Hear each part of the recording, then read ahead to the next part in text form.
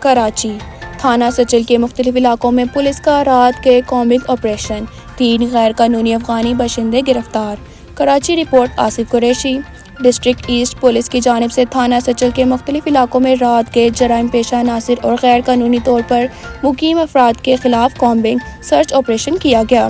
Police کے مطابق operation کا مقصد علاقے میں امن و امان کی صورتحال کو بہتر بنانا اور جرائم پیشہ عناصر کی سرگرمیوں کو روکنا تھا۔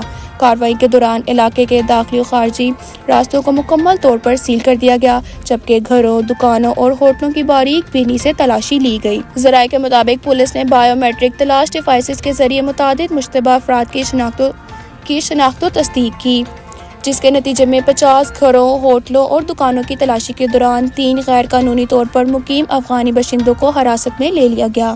پولیس کے مطابق آپریشن میں ایس ایچ اوز، افسران، انٹیلیجنس اسٹاف، تلاش ڈیوائس آپریٹرز اور لیڈیز پولیس نے بھرپور حصہ لیا اور اپنے فرائض بخوبی انجام دیے۔ ذرائع کا کہنا تھا کہ ڈسٹرکٹ ایسٹ پولیس کی جانب سے ایسے کامبنگ آپریشنز کا سلسلہ علاقے میں امن و امان کے قیام تک جاری رہے گا۔